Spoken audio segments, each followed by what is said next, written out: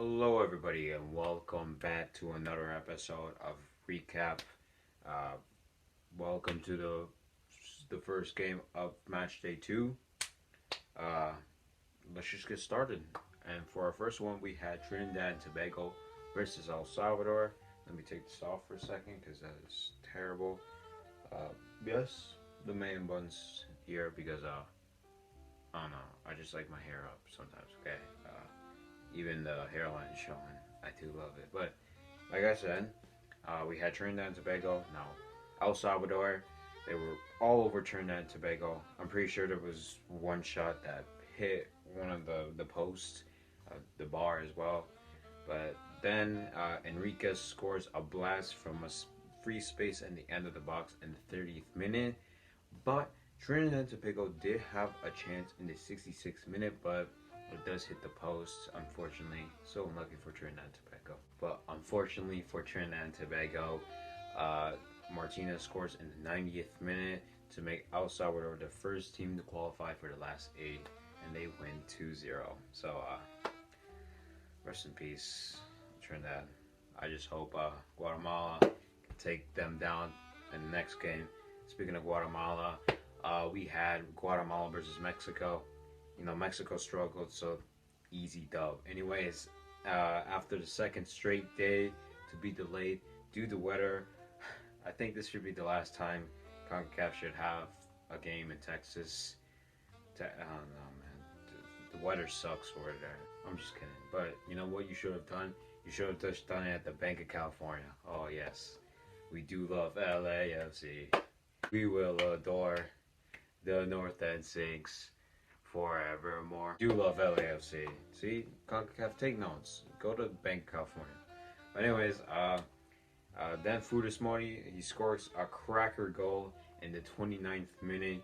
He fools a Guatemalan defender and then scores a curler. And my goodness, I don't play for Guatemala, and I got secondhand embarrassment watching that. But then, what do you know? Funes Mori, he scores a blast in the 55th minute to make it 2 goals for him tonight. One question to him though: why? He just personally hates us. But anyways, then in the 79th minute, Pineda scores a header from a good cross from Rodriguez, and he surely ends the night with a win. And Mexico, they finally start scoring now, and now they fully eliminate Guatemala for the Gold Cup.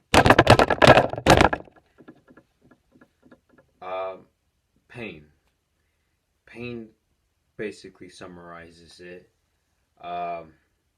Shout out to the guy who did pause the game in the last few minutes of the game, and he was waving the Guatemalan flag, and he was around the field.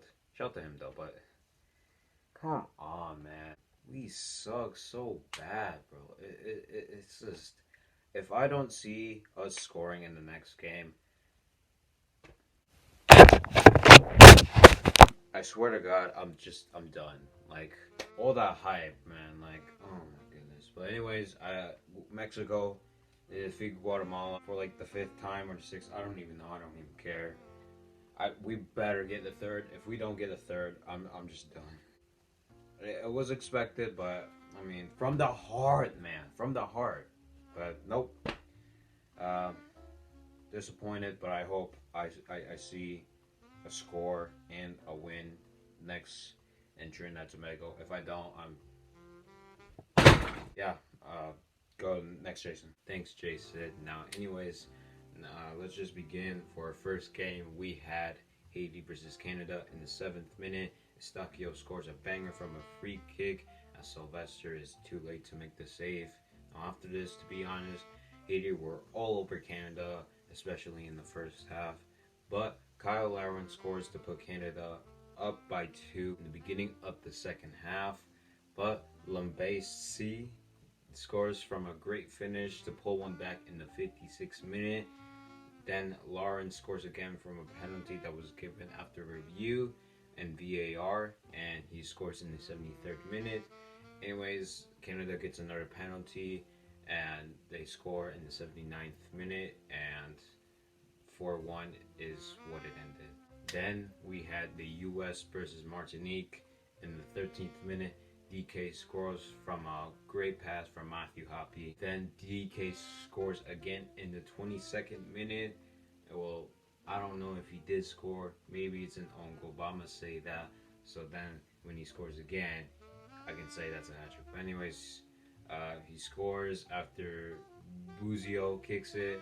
He kicks a blast, and it unfortunately hits the post really hard, and that's where it's given to DK, and he headbutts it, and he scores from a header. Then in the 49th minute, Miles Robertson scores a header from a great pass to Williamson, as the U.S. just rolls over Martinique in the beginning of the second half.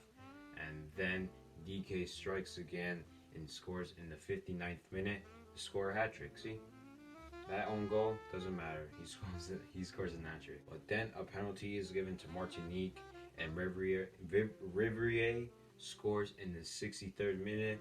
But I mean it's too late. So pointless. Anyways, then in the 69th minute, Zardes scores a Carlos Vela style goal against Club America in the 2020 CONCACAF Champions League.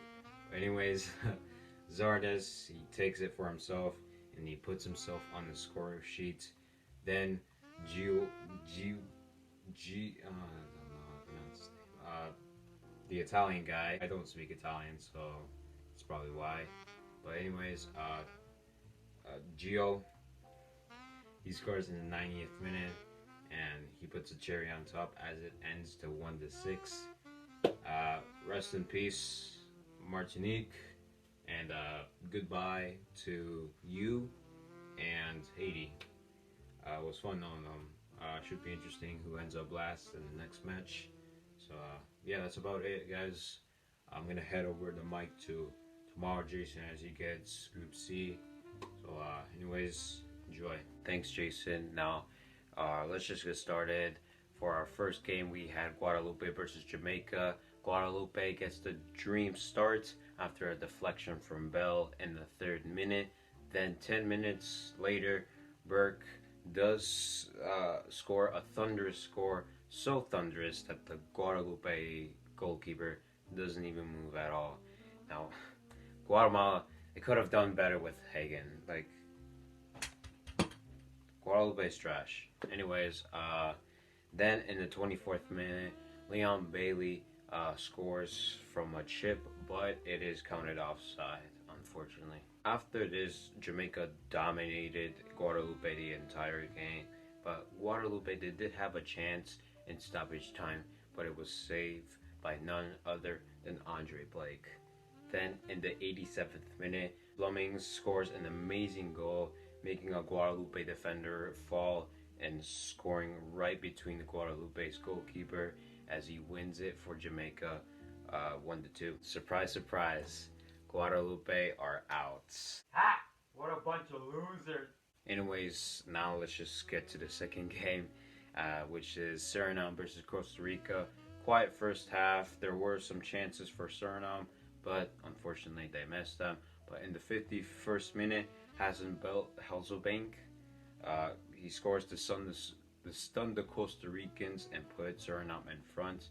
Then 5 minutes later, Campbell scores a header from a great pass to tie it up. And then literally 1 minute later, Borges scores to put Costa Rica in front. And I mean, Suriname, I know this is like your first tournament, but that defense is just, that was just terrible in that second goal. But then Calvo, he gets a red card in the 85th minute from a corner fiasco. But it's the 85th minute. Suriname aren't really going to score, but they did have a chance, and it hits the post, unfortunately. And unfortunately for Suriname, it ends 1-2. For Suriname and Guadalupe, it was fun knowing you guys. All right, good luck on your international friendly. Good luck on the next preliminary rounds. It was fun knowing you guys. Should be fun seeing the battle to be last place on Tuesday. think. So yeah. Anyways, that's it for me. Go ahead. Tomorrow, Jason, who gets guitar. I do love guitar. Thank you, Jason. Now, anyways, let's get to Group D, which I like to call the Group of Death because really you have Panama, Qatar, or Qatar, and Honduras. Anyways, for our first game, we had Grenada versus Qatar. Now, Aziz scores in the 12th minute, but unfortunately for Grenada, it stands after a VAR review for a handball. Then in the 21st minute, Afif scores a brilliant curler in the end of the box, and the defense from Grenada was just horrendous in that one. And then Muntari scores in the 36th minute to put Qatar up by 3 from a header during a corner. Then a few seconds after the whistle blows to begin the second half, Ali scores to make it to put Qatar up by 4. But fortunately for Grenada, that was the last goal that Qatar scored. But they did kept having chances from the poor defense from Grenada.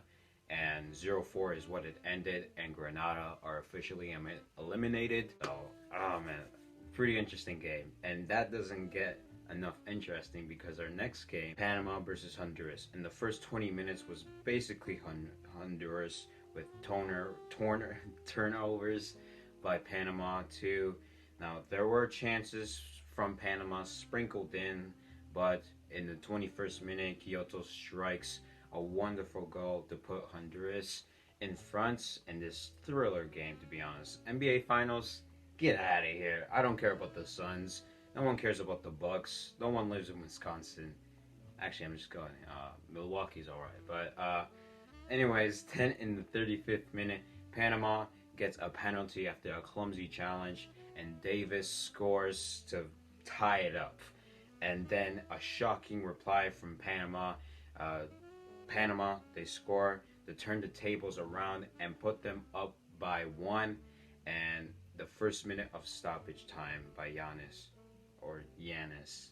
Giannis sounds more like a tentacle, but NBA Finals, get out. Then Alex Lopez, the former Dynamo player, scores in 61st minute to tie it up. Why did everyone that plays for Honduras play in the Dynamo? Then 4 minutes later, I'm not even kidding, Kyoto scores to bring the lead back to Honduras, and the defense, I mean, it was questionable, but I mean, I could say that too for Honduras. Now after this, Honduras, they did lay back and started playing defense, and you could tell because the last minutes, including stoppage time, it was all Panama just going at them, but they missed, and it was saved by Lopez. It was a pretty physical game, to be honest. I mean, I think I saw Rodriguez, that plays for Honduras. I think I saw his Gold Cup sticker come off, and there was just injuries as well. I mean, Kyoto went off, the goalkeeper for Honduras, Lopez went off. Everyone got sent off, you know. They were checked, and then they came back in the field. It was pretty physical. All in all, it was pretty enjoyable. In conclusion, I would love to visit both of these countries, Panama and Honduras. Yeah. So anyways, guys, on that note, that's going to be it for match day 2. Can't wait to see you all tomorrow when we get a whole collab of mess of games. You know, we have Canada and Mexico, basically Group A and B. So anyways, here we have our teams qualified. We have El Salvador, the US and Canada, Jamaica and Costa Rica, and Honduras are qualified. So 6 out of the 8 teams have been qualified. And it should be interesting seeing the final match day who are going to be the last 2. It's probably going to be Mexico for Group A, but I kind of want to see Qatar. But Honduras, they're going to get cheered by Panama, even though they should just beat Panama. But should be interesting. Anyways, guys, see you guys next time.